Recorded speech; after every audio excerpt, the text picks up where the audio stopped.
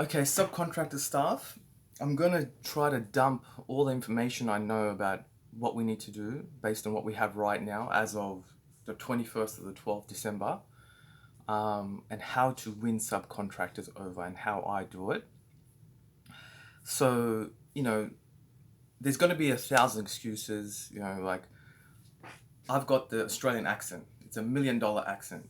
The reason people listen to me in Australia is because the way I speak. So you may say to me, okay, well, they don't want to hear me because of my accent, I'm a girl, blah, blah, blah.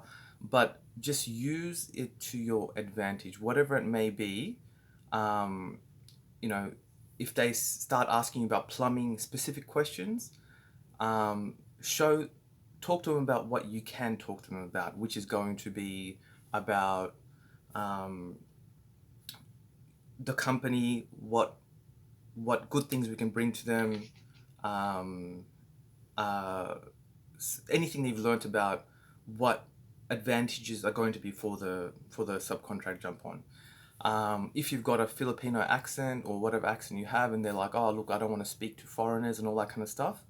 Again, just use it to your advantage. Just say, "Hey, look, the office and all those guys, the plumbers are really, really busy, but this is I really know the company well. I know what's going on. I can talk to you about it. That's not something they can do, but what is your what is your inquiry? Why are you not happy about talking to me personally? And see where that takes you. Um, and when it comes to the plumbers asking you questions about what do I get, what's my payment, all that kind of stuff, just have a set of questions ready. And if they're asking you questions, ask me, and I'll be able to help you have these replies ready to bring them um, bring them some kind of clarity on what they're sorry, when they're asking all these questions and not sure, we can make up the answers and then give them to you so you can answer them, and so they feel satisfied with the answers.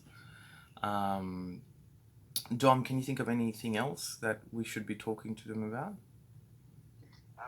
Just try and make them feel like they're needed and like they're doing us a favor. Mm, Uh, you know, not only are they getting their paycheck and they're um, helping us out, but they're also benefiting themselves. They're getting their own experience. They're mm, getting their own new customers. mm. If someone loves the way they did their job, then they're going to use them again if they have a problem like that again. So if they were to call our company and say specifically, "Oh, we want Shane to come in because he did such a good job," Mm. and then if they're still working with their company, and they get him to go out again. Yeah, It's just really you got to make them realize that um, although they're doing us a favor, both sides have benefited very well. yeah, yeah. So Dom's saying there, um, you know, to get through to them, the way he does it is to make them feel like they're helping us out. They're like, we're from iSubby, we need help, and they're like, all right, cool, I can help. You know what I mean? Like, you might bring out that part of them inside of them, and the plumbers will be like, all right, cool, what do you need help in? So that might be a nice little start. Also, talking to them about things like, um, you know, the customers need you. You are the hero of the day. We need you. So bringing out that aspect of them might win them over. And yeah, and speaking their language, the way they speak about things, and go ask them about those questions that I've said. If you look at a lot of the training manuals, and you'll see you can ask them questions. Go, do you currently if they say to you, nah, my business is all good, I'm too busy, and just say, well, you may be busy, but do you ever have downtime? Do you ever have times where you don't have work? Do you ever have times where you could have better quality leads? And if they say no to that, they're lying, because everyone wants better types of customers. So, and they'll say, well, I want better part of customers. All right, great. Well, in my experience of working here, a lot of subcontractors have really, really request work from us because we give them the type of leads that, um, the type of customers that are the ones that are really good to deal with. And that are great to deal with. It's the type of jobs they want. It's all the yeah, and also as the ideas are coming to my head, I'm just going to throw them out at you, like looking at their website and seeing what kind of work they do and saying, hey, how's it going? I was just looking at your website, we need you, but I've also, seen that your website, you do this kind of stuff. And that way they feel like it's not just a generic phone call that we're calling thousands of people. We're specifically choosing them. We want them. Which raises another thing, like even if when we do get all these subcontractors on, out of 10 of them that jump on, after all this effort we've put in and after all this huge amount of effort we put in, only one or so of them will be worthy of working with us because, and it's something to bring up with them, saying, we need subcontractors that are going to be cooperative. We need subcontractors that can do their paperwork properly. We need subcontractors that know how to speak to clients. We need subcontractors that have all these attributes. I'm not sure if I've spoken about this in the past. And, asking them questions like, is this... And then once they hear that, they'll gain a bit of respect for you saying, yeah, you know what? I am that guy. I can do those things. Because you guys have a good standard, because iSubby has a good standard, I have a good standard, maybe together we'll work well together. It's not like iSubby will just choose anybody and just let them jump on. Initially, we do bring them on, we'll test them out, try them out, and if they fail, we won't use them anymore. And a majority of them won't, So, and yeah, if anything does come up and they bring it up, yes, I'm struggling with this, yes, I want this, bring it up and talk to them about it. Okay, well, I may not know the answer to it, but what is this thing that you're struggling with? And I don't expect you to be able to go in depth as much as I can or someone else can, but, um, you know, try your best. Try to go as deep as you can to answer their questions. And then from there, you can say, well, I can pass you on to Victor, and Victor will be able to speak to you about these issues. Um, Dom, what else can you think about? Anything else we need to do?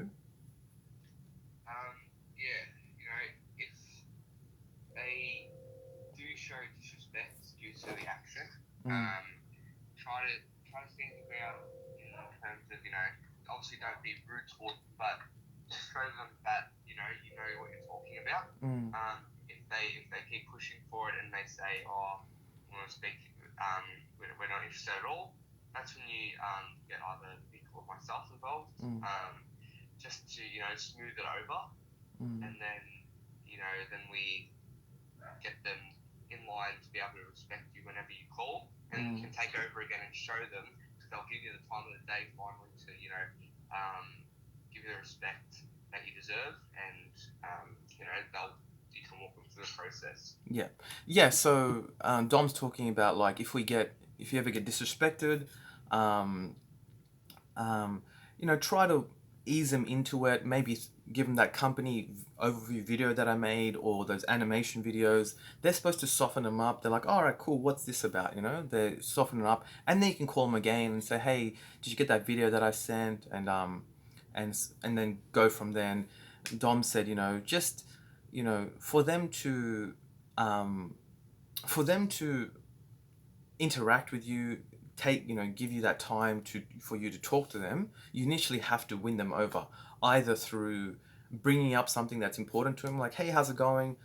We notice, we really have quite a lot of jobs on. We notice that you have these jobs that you do.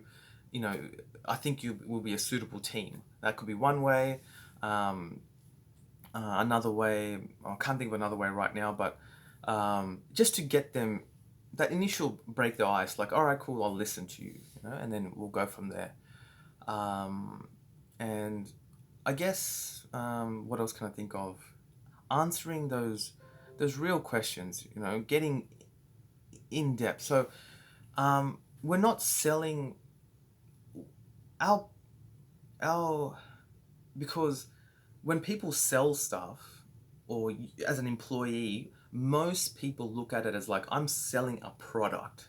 And in many cases, that's kind of true. If you're selling like a phone, or you're selling some, a small item, or just an item off the shelf, or even a big item, um, when people buy something, in this case, we're creating a partnership with them, they're buying into us and working with us, it's a big deal. like we're selling it like it's just a product. We're just giving you the information and hopefully it works. But that rarely works. What does work is understanding who you're talking to. What are their pains? What are their hurts in life? What is going wrong? Because our how well our relationship goes will affect their entire life, whether they have enough money to pay their bills, whether they have enough money to look after their family and kids and do whatever they want in life. It's going to be a big impact. So they're going to be it's a very big deal. So we have to go in depth, all those big questions, and then take them through all the processes until we get them over the line. So it is a very in-depth process. I haven't asked you guys to do that so you know straight up to now because I thought that'd be a big task, too big of a task for you guys. But let's start aiming towards that goal where they're like, they might say to you, well, every time I work with a middleman, there's too much fuss. I'd rather just deal with the client directly. Every time I deal with a company, this and this happens. And what I'll say to them is like, well, you have dealt with a company in the past and you didn't like it, but what have you tried instead? And they'll say to me, well, at the moment I get my work from here, here, here. And then go, how's that going for you? Like, is that going okay? Is that where you want to be? Are you having any dramas with it? They're like, oh no, it's all right. Well, how are the quality of leads? How is the payments coming through? They're like, well, this could be better, this could be better. And I'll say to them, see, with our business model, the reason why we find it works so well is because customers that are calling us are already know who we are. They're already trusted. They already have a relationship with us. So you're going to customers that already have a relationship with us. So when you go there, the customer is already happy to see us. They're already warm. They're not like where you go to a new customer, like, I'm not sure who this guy is. I'm not sure what company he works for. I'm not sure. I'm not sure. In this situation, you're going to a customer that is already won over, and they just want the work done, and they're willing to pay for it straight away. So, the advantage being that you're not dealing with customers that are unsure of you. We win them straight away. So that's one way to navigate where I've taken them. I've asked them about their current situation, what they've tried to do, and then re-divert back to what we can do for them. Because again, like it is a very big deal because in my experience, the hardest relationship to keep in anything is a business relationship, a financial relationship where someone's finances relies on someone else's actions. So most relationships like that don't last very long. There's always a dispute, something happens, someone's expectations aren't met, and etc., etc. And sometimes human nature gets involved. So to maintain these relationships are one of the hardest things ever. So we can tell the subcontractor, hey, look, we've got these 5, 10 subcontractors that we've had for 7 years. We can give you their number. You can call them and ask them specifically, how is it like to work with Victor? How is it like to work with iSubby?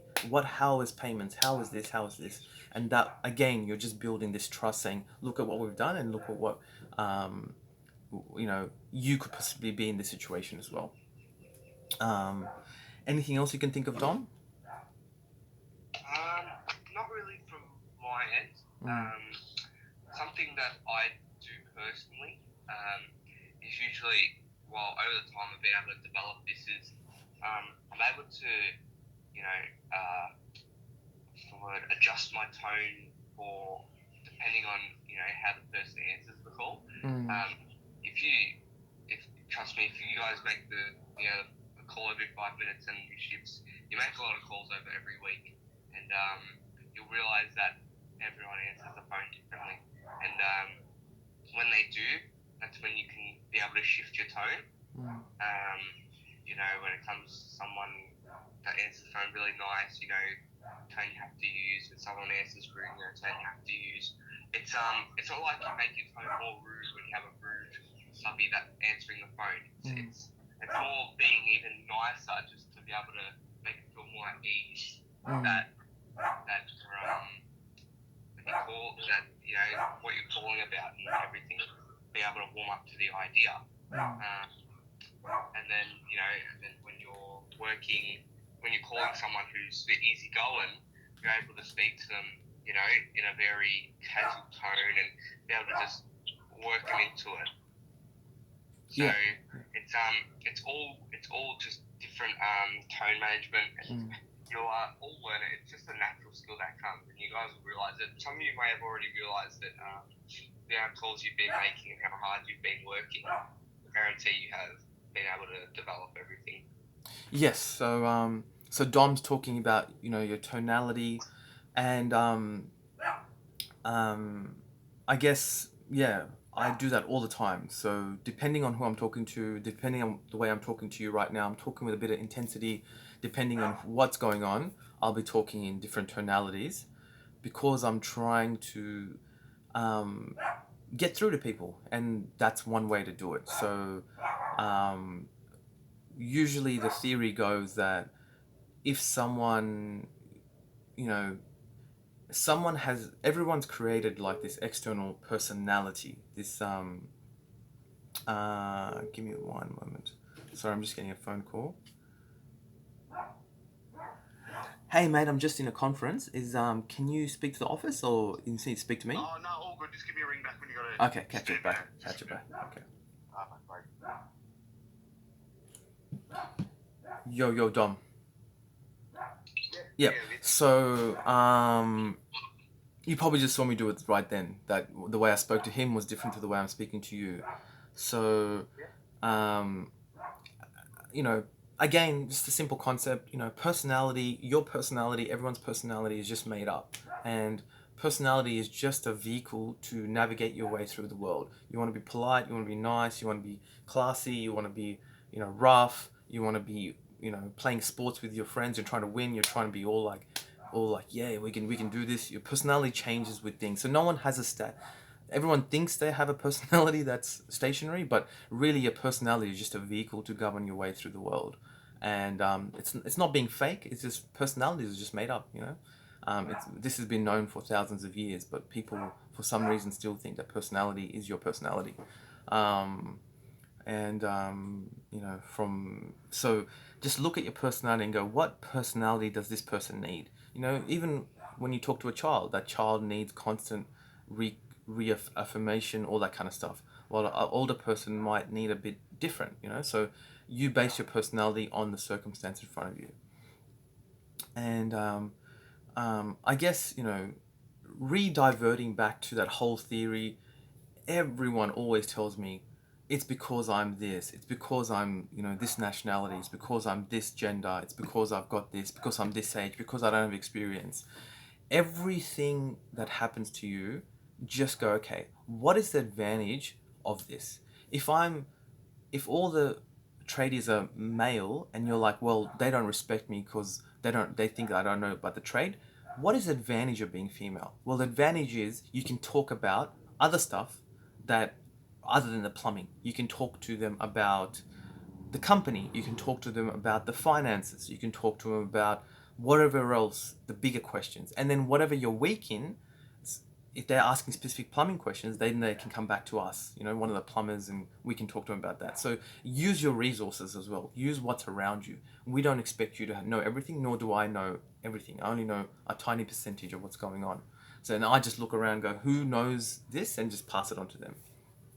Um, yeah, so in terms of, I suppose, some of the peripheral things, in terms of the psychology and the work ethic, my experience of being very successful with recruiting subcontractors is just that constant, just non-stop. Like when we needed jip rockers, I would call something like 65 in a day, just over and over and over.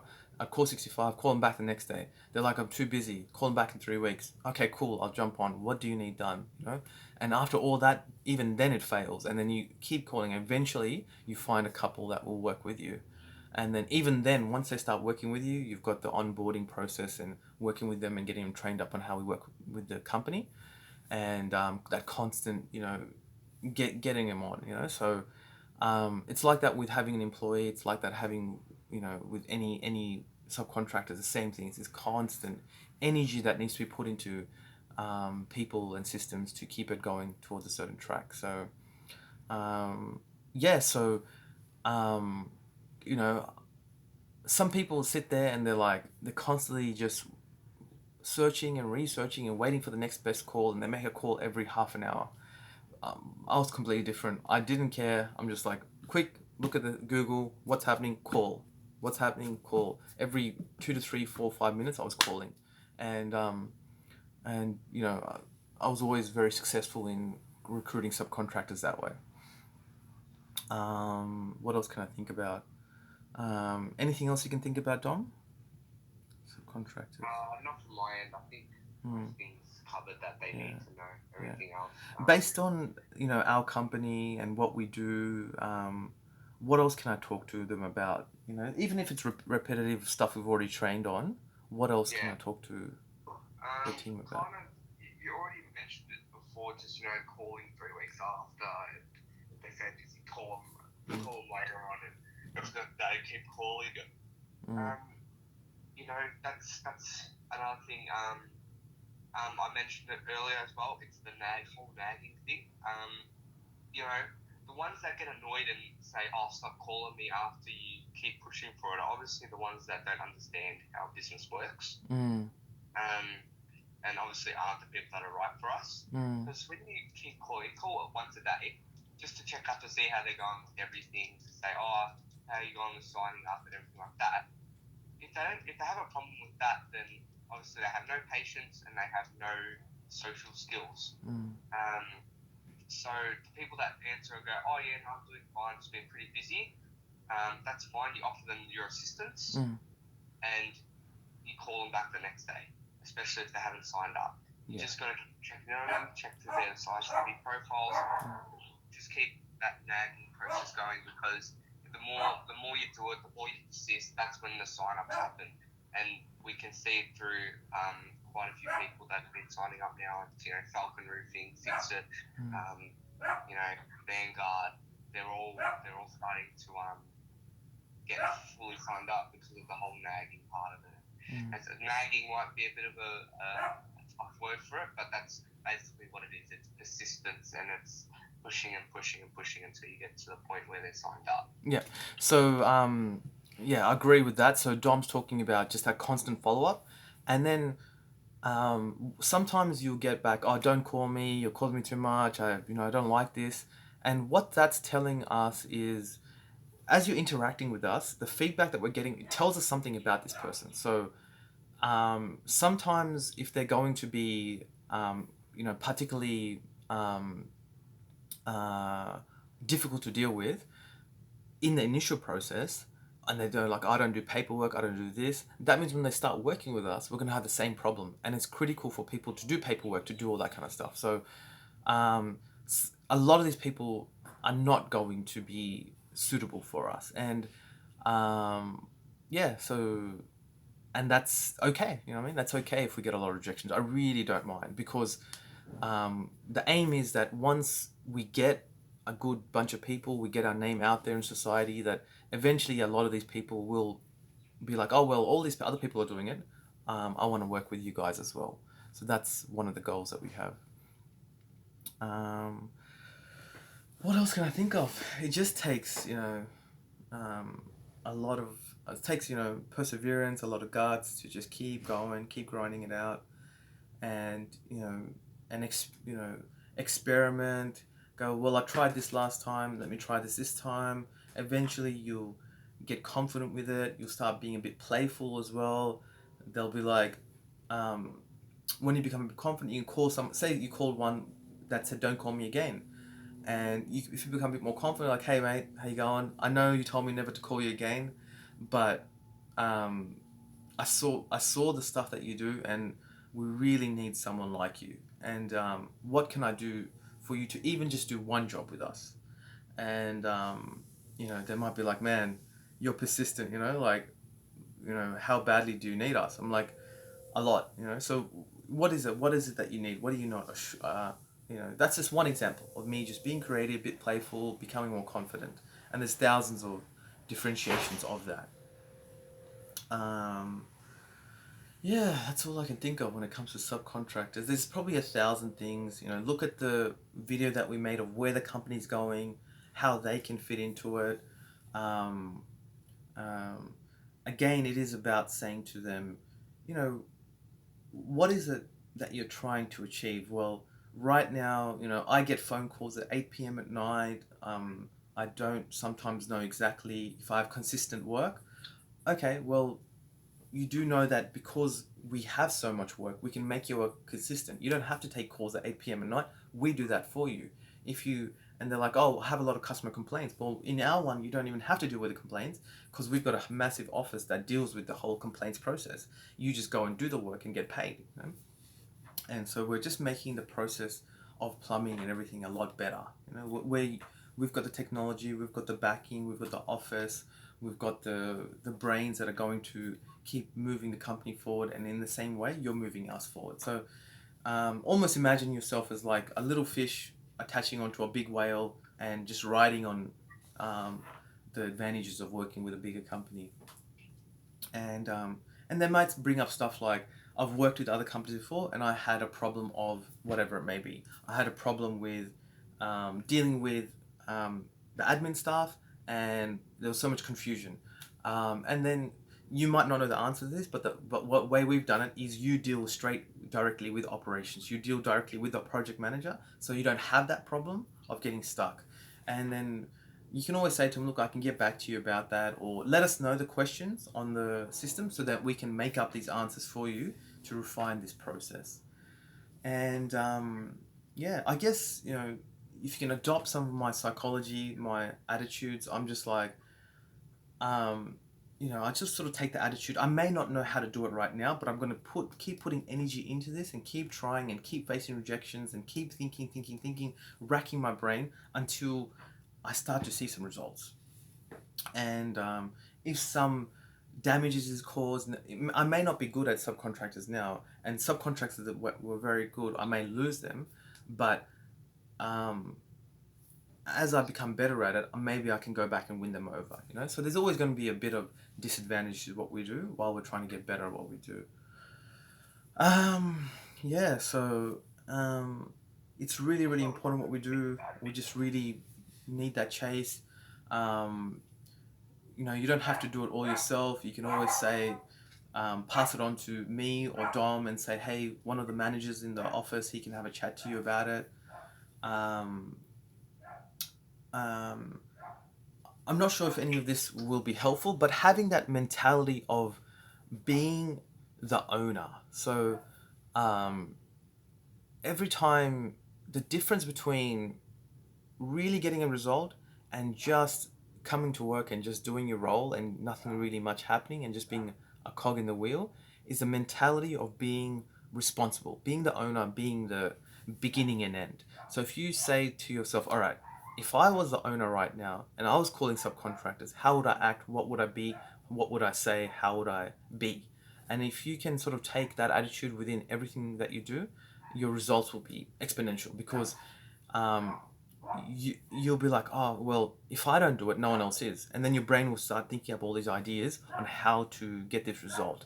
And if you can't do it, then you'll push forward and go, hey, Vic, I can't do this. I really want this result. I can't do it. What will I do? How can you, who do we put into place and what can we do? And eventually, as a team, we'll get this result. And, that's why companies, whenever they do mergers, acquisitions, buy companies, they force the person that is the owner, even though they're selling it, to keep working there for another 5 or 10 years because they need someone there with the owner mentality to make it work. And whether it's mergers, acquisitions, whether it's new businesses, whether it's whatever, whether it's giving people shares in a company, the owner mentality really, really works. And obviously, if you guys get results, we can give you more pay, more bonuses, all that kind of stuff. Even though you don't have the owner status. Um, Yeah. What else can I say? You've got that document with the company summary. You've got the of me talking about where the company's going. That seems to be working to win subcontractors over. I've got a bit of feedback from people based on that, and the two animations, and keep trying them. Um, and we'll just continue this conversation until we can figure out what to do. What else can I think of? How to win subcontractors. How to win subcontractors. How do we win subcontractors? Yeah, read through, see some of the voices, the calls that on the system of how we've called subcontractors in the past. Um, Using our knowledge to be able to get back to them. I've had a few controversial calls with subcontractors saying, um, you know, so they've, subcontractors said to me, well, you're a big company, you don't care about anybody except making profits, And I said, okay, well, you know, let's look at, that's the problems that you see in our company.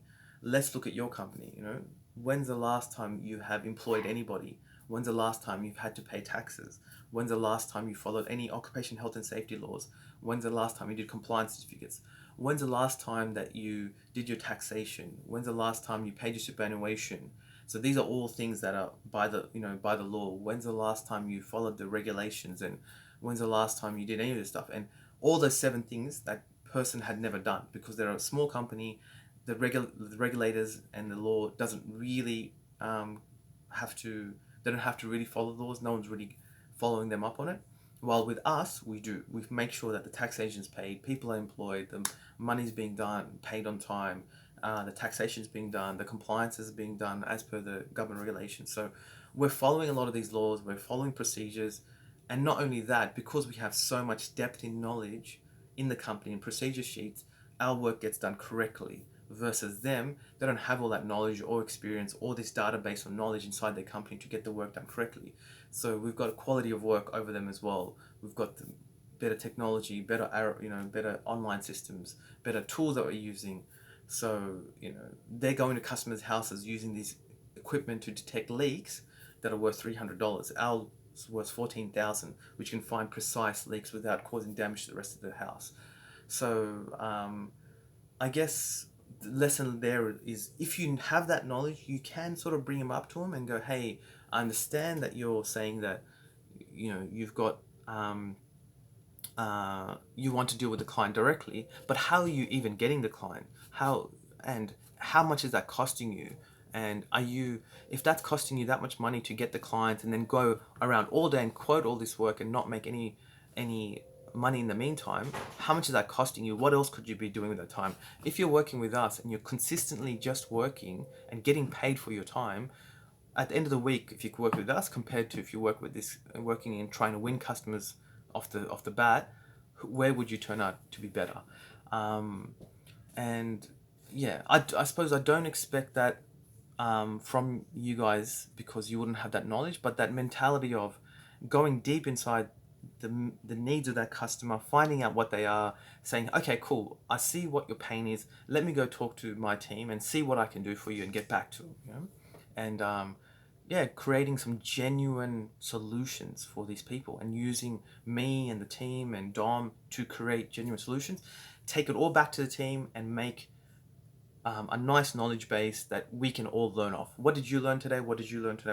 And then we can all, touch base again, centralize, and then learn off that, and then get better, and then get better, and then get better, and then day by day, month by month, and however,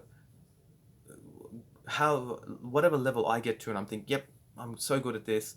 There's 20 levels above that, so just keep trying to do the best you can, and just keep keep growing from there. That's all I can think of. Dom, anything else that you can think of? Just one thing I wanted to add. If you guys have any, everyone in this team here is part of this team because they do have experience and they have been in calls before. And also, as you're doing this, you're also learning a lot about what we do. So as you're gaining experience, I'm sure everyone's going to have their own idea of maybe change that we could include or implement into the company. So please don't be afraid to express that, because it's a lot better when we work as a team. If everyone's throwing out ideas. Sorry, Dom, the video stopped. That was it. That's all I have on the data. Yeah. But I got that anyway. I got the last bit on it. Yeah, it's all good.